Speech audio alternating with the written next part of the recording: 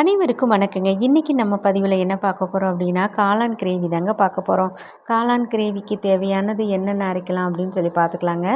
வெங்காயம், தக்காளி, இஞ்சி, பூண்டு என்கிட்ட பேஸ்ட்டு கிடையாது. இஞ்சி பூண்டு பேஸ்ட் இல்லை, அதனால் இஞ்சியும் பூண்டும் போட்டுட்டேன் அரைக்கிறது கூடயேவும். அப்புறம் அதெல்லாம் சோம்பு போட்டு அரைச்சாச்சு. அது அரைச்ச பிறகு முக்கியமாக நான் தேங்காய் சேர்க்கலை. இதெல்லாம் அரைச்ச பிறகு தனியாக எடுத்து வச்சுட்டேன். அதுக்கு பிறகு 2 பாக்கெட்டு காளான் பாக்கெட் இருந்தது.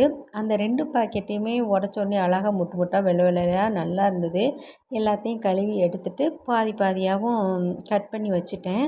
கட் பண்ணி வச்சுட்டு அதுக்கு பிறகு பார்த்திங்கன்னா, வடைச்சட்டியை அடுப்பில் வச்சுட்டேன். அடுப்பில் வச்சு அதுக்கு பிறகு எண்ணெய் ஊற்றி நம்ம சீரகம் இதெல்லாம் போட்டு அந்த நம்ம ஆட்டி வச்சுருந்த அந்த கலவையும் சேர்த்து அதில் போட்டாச்சு. மசாலா போட்டாச்சு. போட்டுட்டு நல்லா கிண்டி விட்டுக்கிட்டு இருந்தேங்க.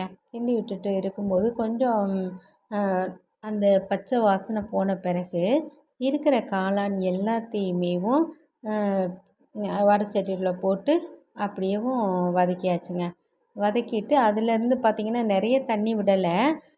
கொஞ்சமாக தான் தண்ணி விட்ருக்கேன். ஏன்னா காளானில் உள்ள அந்த தண்ணியேவும் கொஞ்சம் நிறைய தண்ணி வரும். அதனால் அப்புறம் தண்ணி குழம்பு தண்ணி தண்ணியாக இருக்குமே அப்படின்ட்டு இதை பார்த்திங்கன்னா கொஞ்சம் நம்ம வீட்டு மசாலையும் சேர்த்து போட்டு அரைச்சி அதில் நல்லா கிளறி விட்டு தண்ணி ஊற்றி கொஞ்சமாக தண்ணி ஊற்றி வேக வச்சுக்கிட்டேங்க.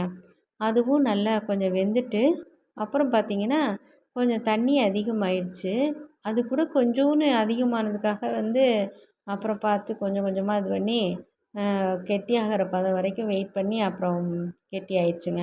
அதுக்கு பிறகு பார்த்திங்கன்னா அருமையான காளான் கிரேவி ரெடி ஆயிடுச்சுங்க.